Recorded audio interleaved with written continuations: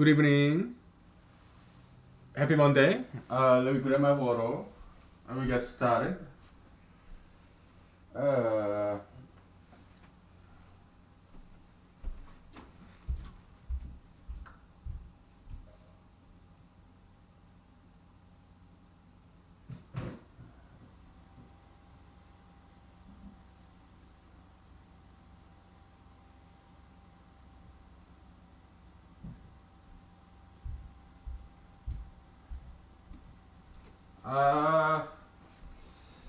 Let me grab some beer, okay? Oh, yeah. It's quite a hot day today.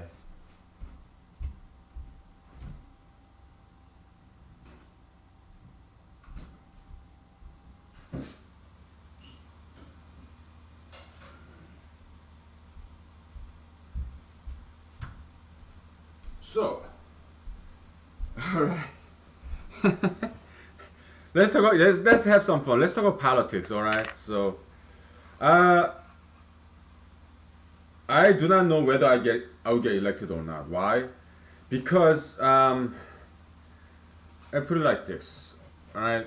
In any election, uh by the way, my fellow candidates, they're fantastic. I would be very happy to see them getting elected. Any one of them, okay? Because they're fantastic.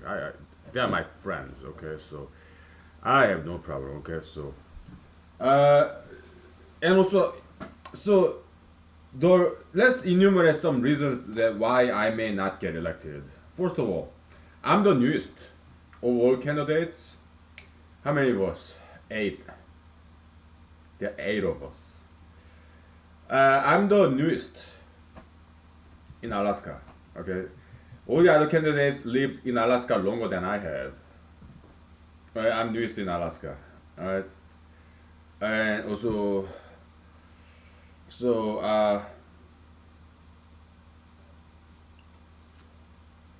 I think, right? So because I may be the smartest though. I may be the most educated. I'm the one with the most years of formal education. Okay, so I might be the smartest. Okay, I don't know, but I might be the smartest of all candidates. But election isn't about who's the smartest. Then what's it about? Who do people vote for? It's people vote for who they like, right? Let's say I'm the smartest, but if people think I'm arrogant, they may not like me, okay? Because it's about attitude, all right? So it's never about who's the smartest, and no, it's more about who's the most likable. Many times that's how it is. Okay. For example, now Senator Mitt Romney, Utah Senator, back then Massachusetts governor. Okay. If you compare Governor Mitt Romney and he ran against President Barack Obama, right? My guess is that probably Governor Mitt Romney is smarter than President Barack Obama. That would be my guess. Okay, but he didn't get elected. Why? He's kind of arrogant, right? So people didn't like his attitude, right? So yeah, so people vote for a candidate that they really like, or they're more likable than the other. All right. Again, Madam Secretary Hillary Clinton, he could have been smarter.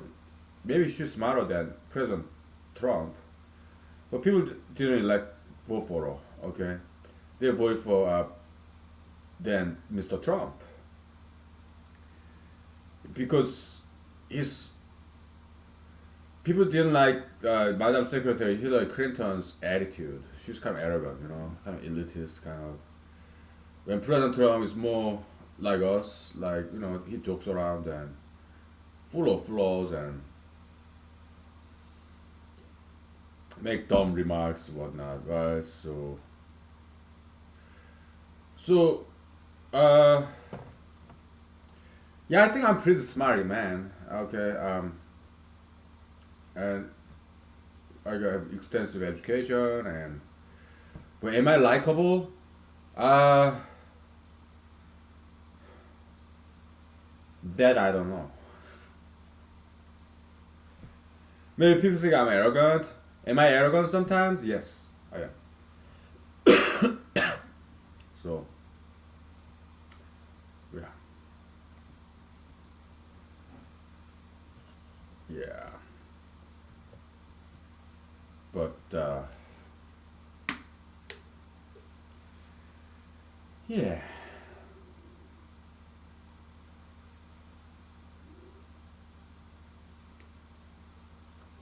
But let's talk about politics. Funky is giving out more juice now. Funky fungus. It's starting to taste more like cookie. Okay, mushroom vodka.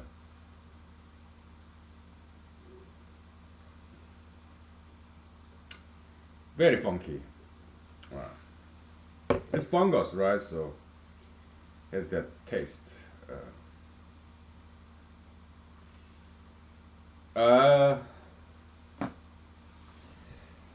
well, we talk about politics, right? Yeah, that's what we do here mostly nowadays. Um,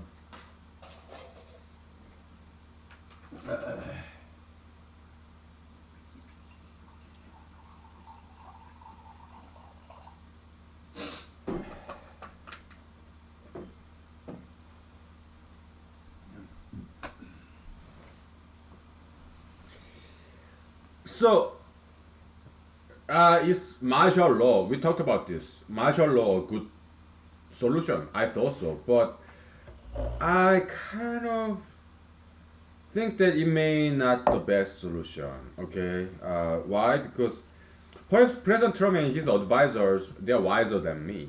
So they had this test case kind of experiment with the Portland, Oregon, which really breaks my mind because I love that town and I know many people from that town, and I've been visited that town once about a year ago. I love that town. I love the people there, so it breaks my heart. Okay, so he sent out 100 federal agents, and of course, with God's grace, nobody died there, right? So that's good. So, but federal officers and the citizens of Portland kind of fighting each other. It really breaks my heart. Okay, because I also have friends in federal agency as well. Okay, so it really breaks my heart. Okay, but President Trump and his advisors, they may have been more right than what I was thinking because I would have activated U.S. military everywhere. All right, I would have declared martial law right away. I would have not waited, not at all. All right. So, but with the benefit of 22 hindsight, President Trump kind of tested out with only 100 federal agents in one city, Portland, Oregon. And what we observed is that the number of protesters increased by tenfold, 10 times. Okay. I'm like, oops, I didn't see that coming. All right. Yeah. So maybe martial law isn't very good idea. All right. So after observing that, yeah, I had to modify my theory a little bit, or maybe completely. Okay, we take 5 minutes break and we talk about that. Then what would be the better solution, other than martial law? What do we do about all these protests and riots? Okay, let's think about that. Okay, we'll take about 5 to 10 minutes break. Okay, so all right.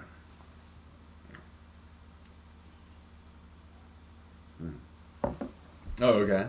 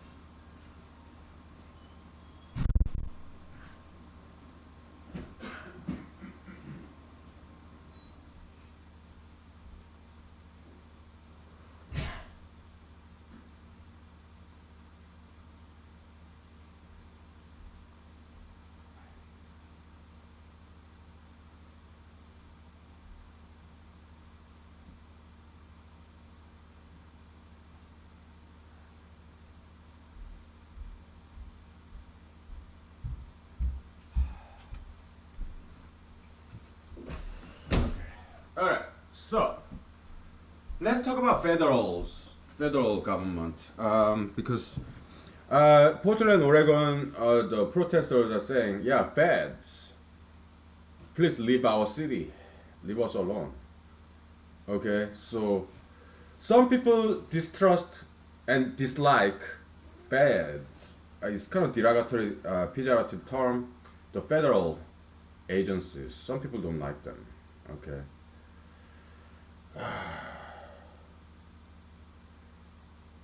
But I have nothing against federal government at all. Why? Because was once federal employee as a junior enlist soldier, low down. Okay, E4, junior enlist soldier, federal employee. Okay. But other more civilian side federal agencies is extremely competitive to get a job in federal government. All right, that's very difficult kind of job to get because they have very good benefit, job security, and they pay very well. Okay, yeah,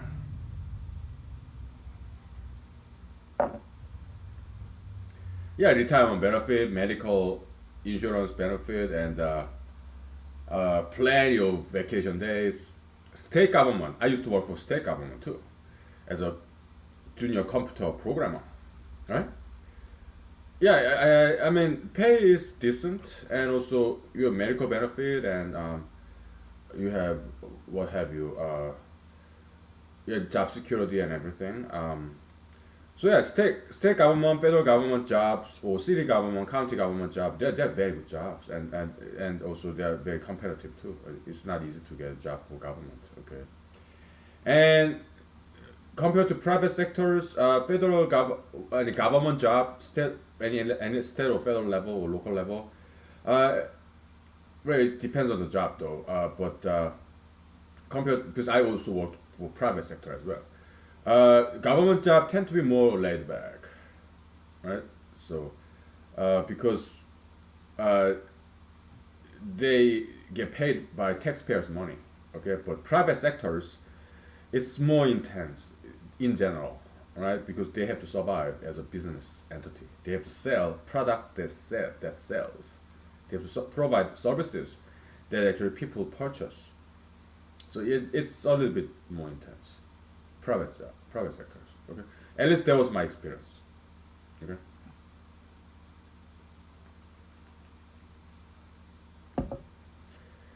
Yeah. And but I appreciate both private sector, public sector. Okay, but some people, and also I have many friends in state government, local government, also even federal government. I have many friends there. Okay, all different agencies. I mean, I know many people there. Okay, so I have nothing against governments, and no, they're hardworking and also very professional, good people, government employees. Okay, just like any one of us. Okay.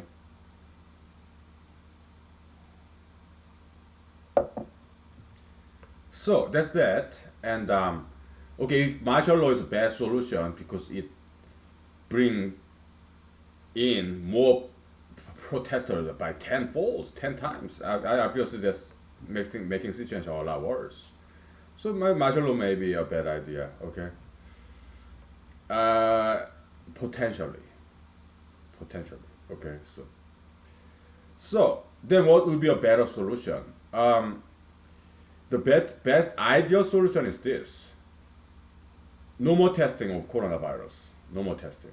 Okay, because it creates panic. Okay, so, and I would encourage everybody to exercise and diet. All right, that's the best solution there is. Okay, exercise, diet, healthy immune system. That's the best vaccine. That's better than vaccine. Okay, because vaccine, it targets only specific strand of this coronavirus.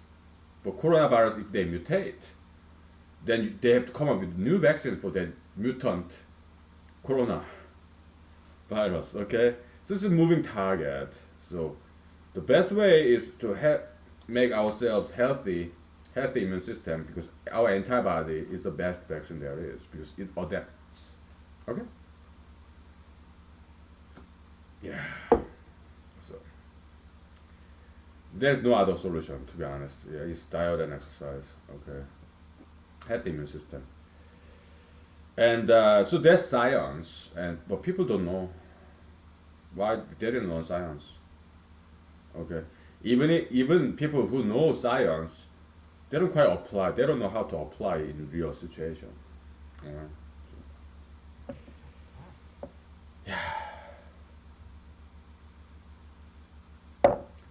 So yeah, diet, exercise, and no mandatory nothing. No mandatory mask. No mandatory stay at home order.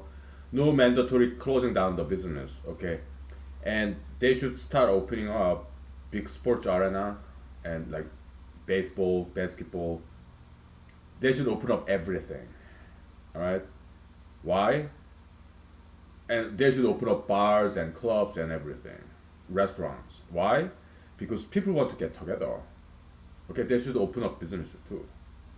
That's human nature. People want to get together. If they cannot go to bars and clubs because government shut them down, they cannot go to sports arena, state fair, they will shut down. They cannot go to beaches. They cannot have a house party. They cannot go to churches, funeral, birthday party, wedding, because it's government mandate. They will shut down. Then people will find a way to get together, and that's BLM, post Floyd BLM protest. That's the only legal way for people to get out there together and get together. Okay, and that's what's happening. Okay. Yeah.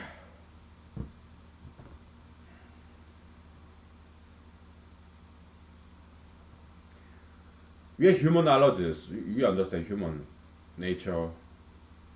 We can analyze given social phenomena why it's happening, how it is happening. Yeah. Oh, nobody's better than us. Okay. So yeah.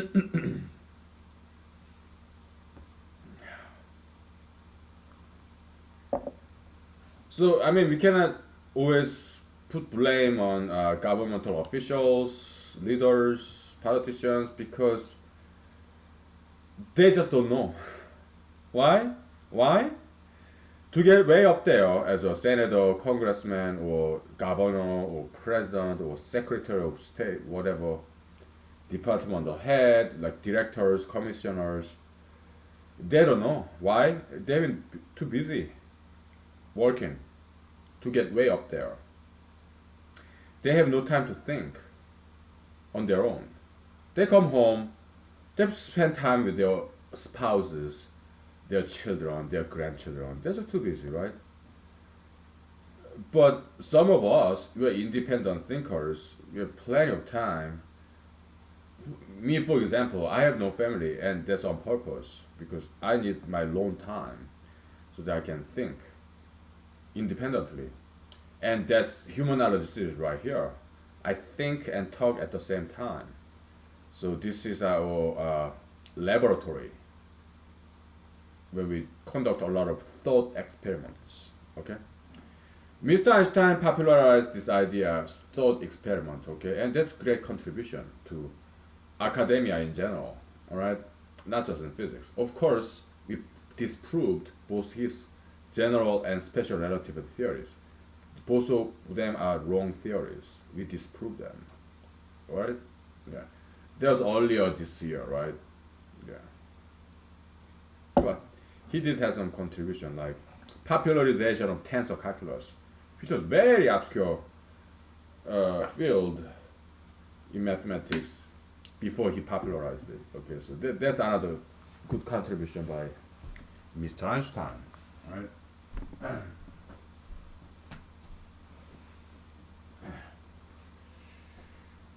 Yeah.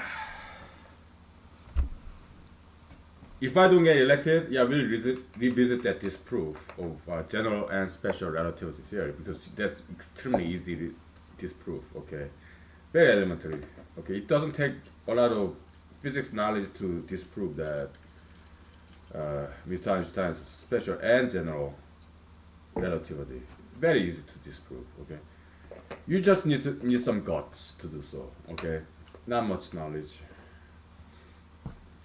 Because I don't know the details of special and general relativity theories. I just know in general what it's about. Okay, but it's very easy to disprove though.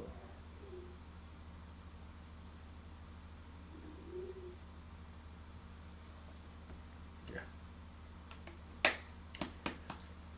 Whether mainstream established scientists accept our disproof or not is irrelevant. Okay, we disproved it, right? Whether it gets accepted or not, it doesn't matter.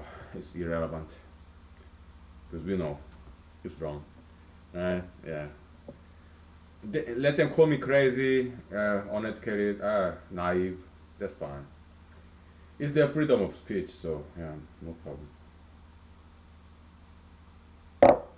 Yeah. So yeah, the better solution than martial law is to open up all the businesses, open up everything. Okay, so that people can get together again without any need for this pretext, this excuse of protesting, right? Just go to bars, theaters, beaches, parks, go to work. Yeah, there's my solution. Okay, probably it's better solution.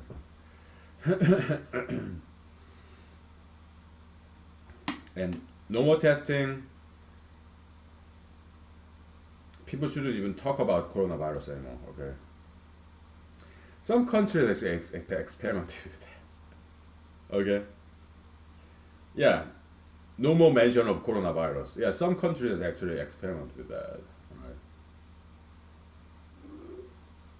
Kind of backfired, I guess. I don't know. Okay, but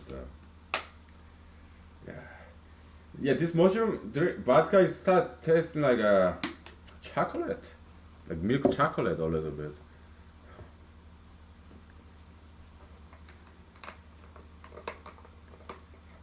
It changes the taste every day, really. We're slowly giving out this inner juice day by day, you know. How interesting.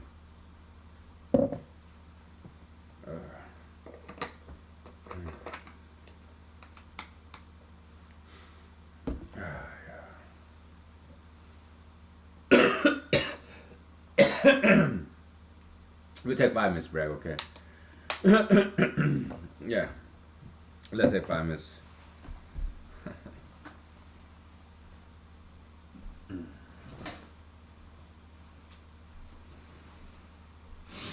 Alright. Alright.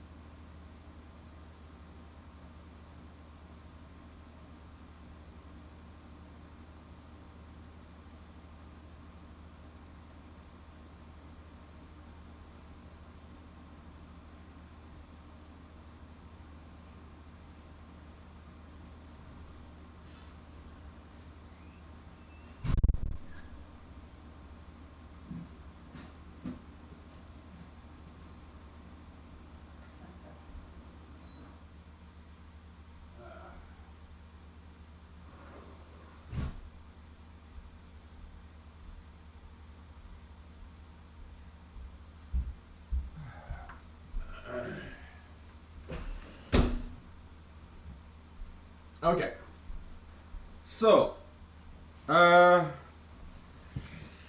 today's catchword, I mean, nowadays, these days, July 2020, the catchword in media, sound bites, yeah, systemic racism. Systematic racism, right? That's a very popular phrase nowadays.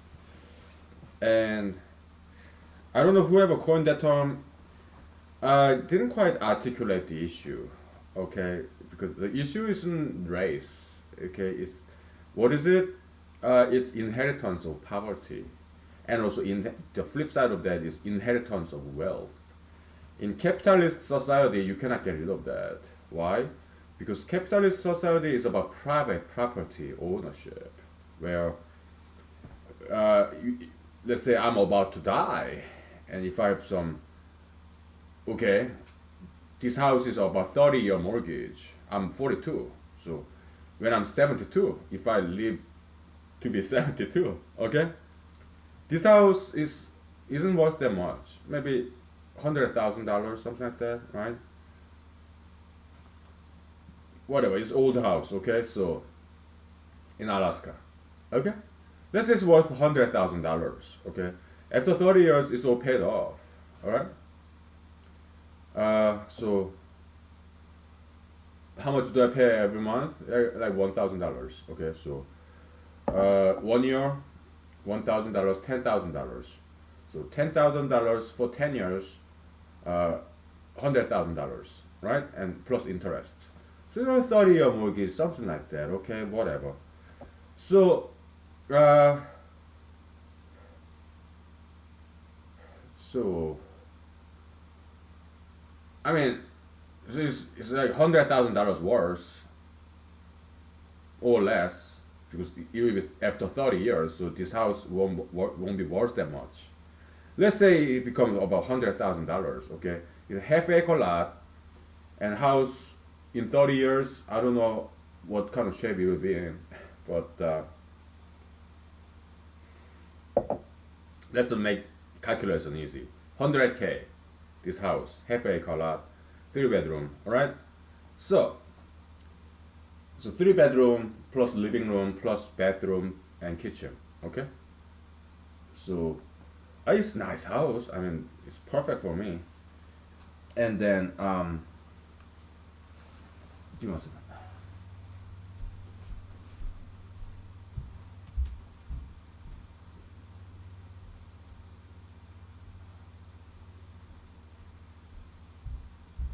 So in capitalist society, as opposed to communist society, uh, capitalism allows private ownership, and it's written in United States Constitution too. Yeah, right to your property, liberty, life, right? This Fifth Amendment and also 14th Amendment. Okay, you cannot deprive that without due process, right? Due process. That's due process clause. And oh, yeah, making sure my windows are closed. So that's capitalism, okay? Kind of encoded into United States Constitution and also state constitutions that's modeled after United States Constitution. Okay, so yeah, state laws, state statutes many times is modeled after federal statutes. Okay, yeah, that's how it's been done. All right, so uh, so whether you are not you, but people in general, okay, whether somebody is wealthy or middle income or below middle income, whatever economic class they may have, when they are about to pass away, people would want to write a will to designate who will take the inheritance money and land and house, property, right? Or personal belongings, like heirloom, right? That's the private property concept. Nobody on earth want a government like communist government who take away their lives, earning and savings when they die. They don't want federal government to take away all the savings, their house or property. When they die, they wanted to pass that on to people that they really care about, like their children, their spouse, or their friends. That's writing a will. Okay? Yeah, wills and estate, trust, whatever. So this, because it's a capitalist society, it's a private property concept. Nobody wants to lose that private property right. Okay? Yeah.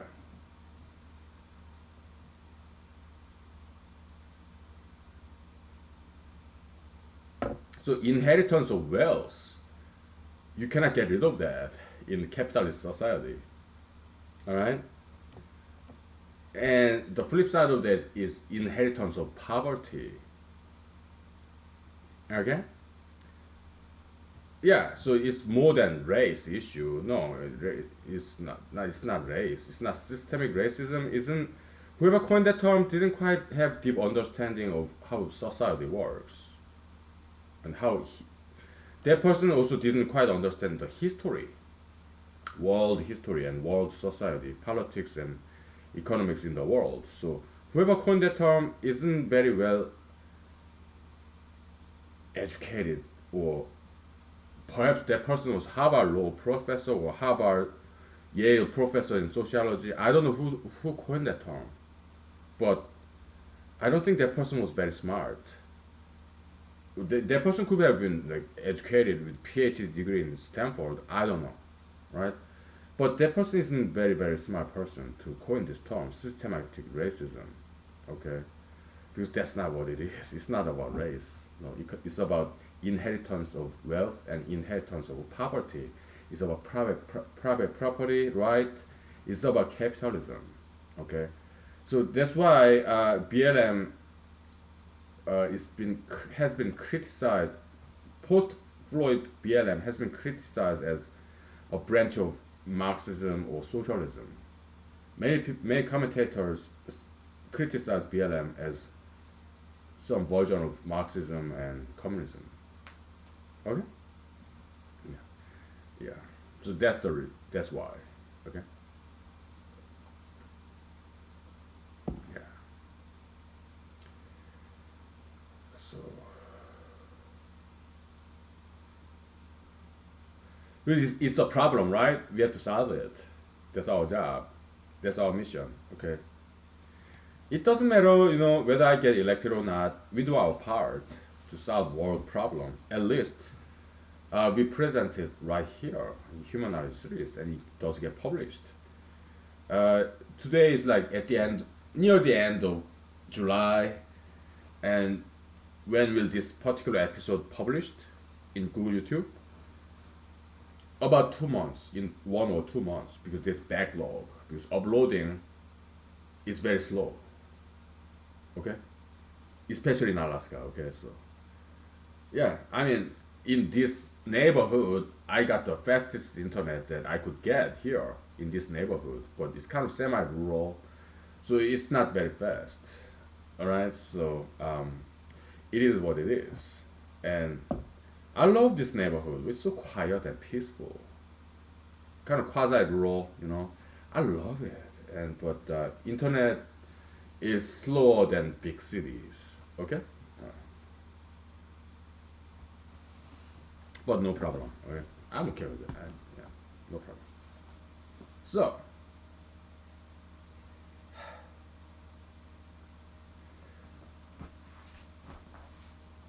I put it like this. Okay, President Abraham Lincoln, he was born very poor, but his parents were very strict disciplinarians. His mom and dad. Okay. So Abraham Lincoln early on, he was morally upright person. He was poor. One day he ran away from his house to go to a big city because their parents and Abraham Lincoln and little Abe and his siblings, they used to live in a forest, like Boondock Saints, somewhere in the Midwest. I don't remember what state it was. Okay? He ran away from home, okay? probably he was like late teen, okay, because he wanted to make a good career, okay. So he didn't have that much formal education. He just went to big city, and he got a job, and so he worked. He made money, and he bought books, and he read and he studied the books that he could buy again and again and again, because he could not buy that many books because he didn't have that much money. Okay.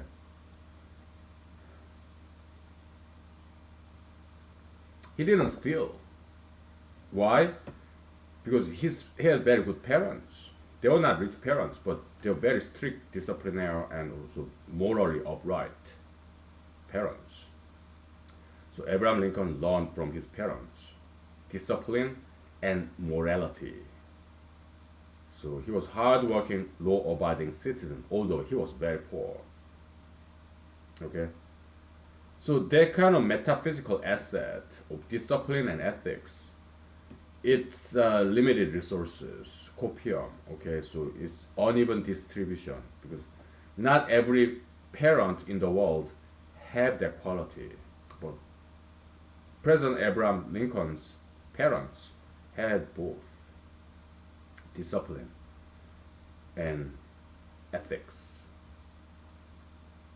So they're hardworking and law-abiding citizens, although they were very poor. Okay. Yeah. So that's the metaphysical wealth Mr. Abraham Lincoln inherited from his parents: discipline and ethics.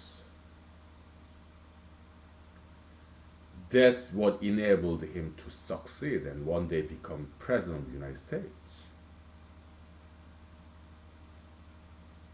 Although he was born very poor, his discipline and ethics. Hardworking, law-abiding citizen. Okay, hardworking and law-abiding. Okay, discipline and ethics. He inherited that from his parents, who were very poor. They never stole anything.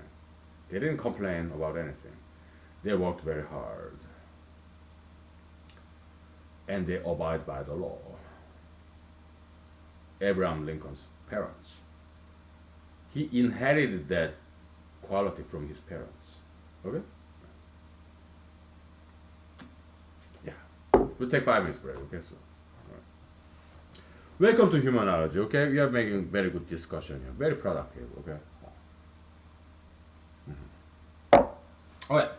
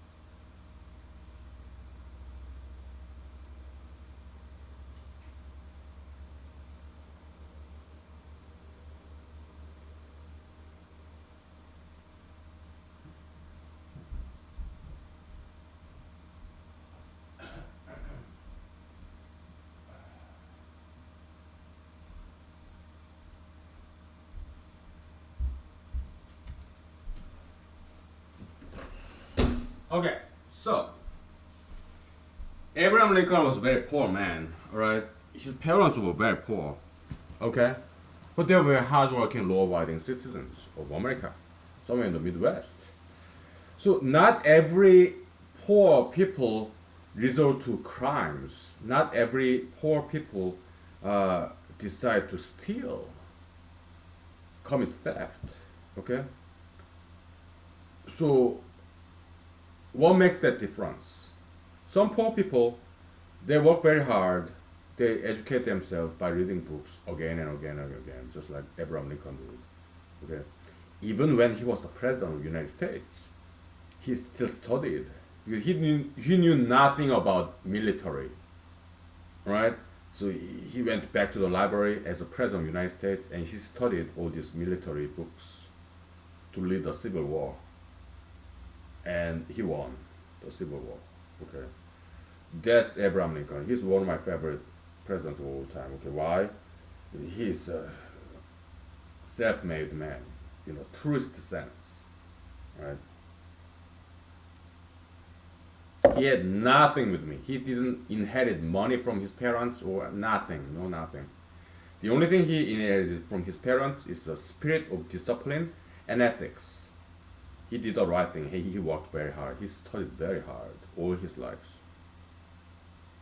That's the metaphysical inheritance that he inherited from his parents, and that's what makes the difference. Okay, so he's very blessed man. He got good parents. Okay, yeah, good parental education. So let's talk about parenting. Okay, in school they don't teach us how to parent our children. Okay, they don't teach us, right?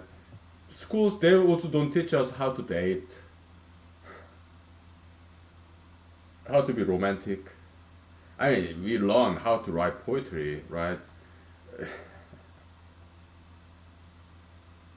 But we don't learn how to parent our children, do we? Maybe they should start teaching that. In humanology, yeah, we do teach that. Okay, how to parent our children. Yeah, diet, exercise, discipline. When our children do something wrong, correct them.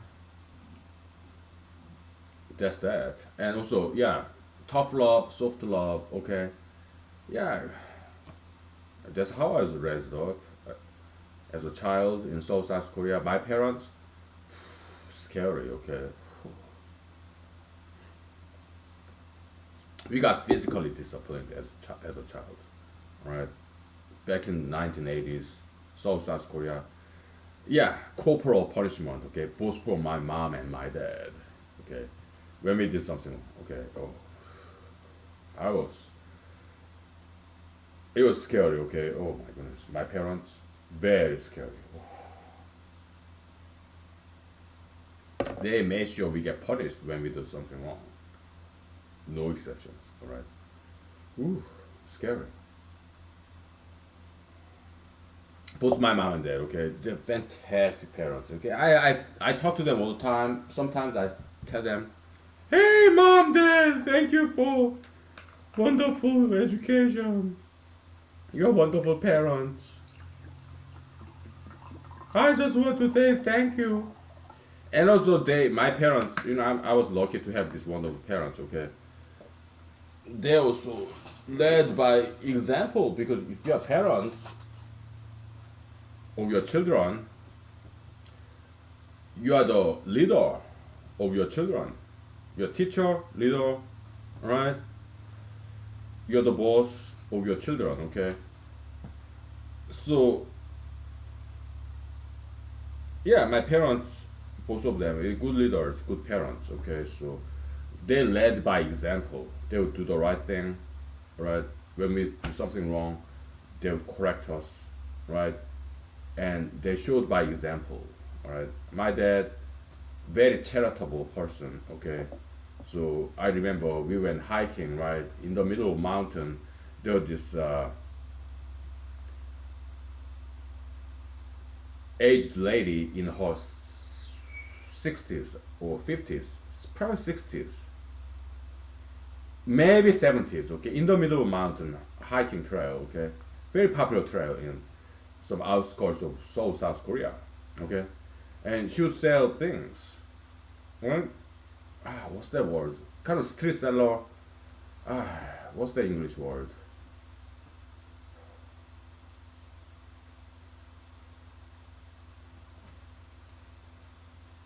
Peddler, I think, right?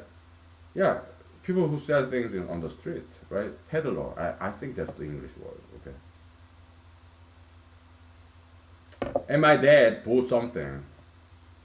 We are going up the hiking trail, up the mountain, and so we go up the mountain and go up to the summit and then come down on the other side of the mountain and take the subway and come back home, okay? Because there's subway station in the beginning of the trail and at the end of the trail is different station, okay? So we go up and down and it's two different subway stations, okay? How long does it take to go up the mountain and go down the mountain? It's, the Korean name of the mountain is called Kwanaksan. It's right next to Seoul National University, the Harvard of South Korea, okay? Outskirts of Seoul, alright? Kwanaksan. So this hiking trail is fairly big mountain, okay? It's very spectacular. I would guess about 3 hours to go up and down. It will take about 3, 4, 5 hours. Okay? Yeah, it's long hiking trail. Okay, so I'll say about 3, 4, 5 hours. Okay, it's big mountain. All right. So we are going up the mountain, and in the middle, there's this lady who's in her 60s, I guess. That would be my guess. Okay, selling things, and my dad stopped and he bought some things when we are going up the mountain. Okay, I was like, so he bought some things. Okay, and then, hey son, carry this. I was like,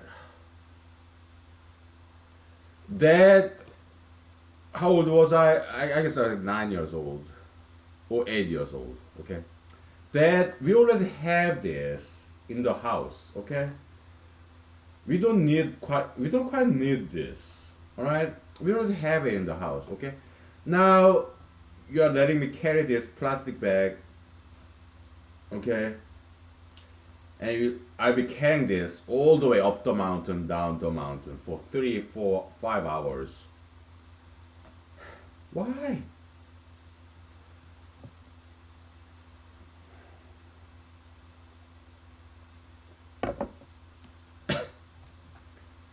And he said, he got kind of got angry. Son, just carry it, okay, and we get back home 3, 4, 5 hours later, okay, and then I tell you, right? And I realized I'm in trouble. I was scared the whole time, okay. Yeah. Okay. So my father's point is that, yeah, hey, you guys are only thinking about yourself. How about this lady? Okay, yeah, let's buy the things that she sells, although we don't quite need it. Uh, yeah, don't think about yourself, only yourself. Think about other people too. Yeah, be charitable, hospitable, charity, compassion. Okay, so that was his lesson. Okay, so yeah.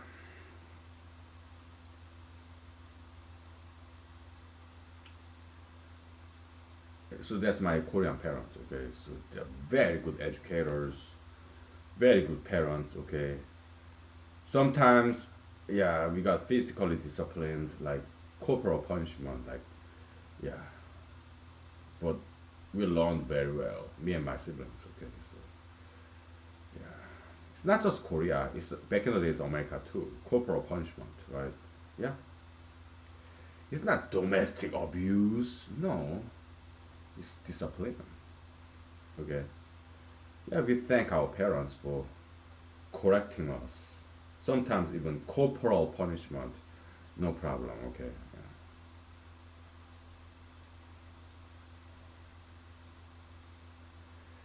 I'm glad, I'm very grateful and thankful to my parents that they punished us even corporally. Why? Because children, we're kind of like animals. Okay, the only language we understand is pain and pleasure, just like animals. Okay, so yeah, so sometimes it's just necessary. Okay, yeah,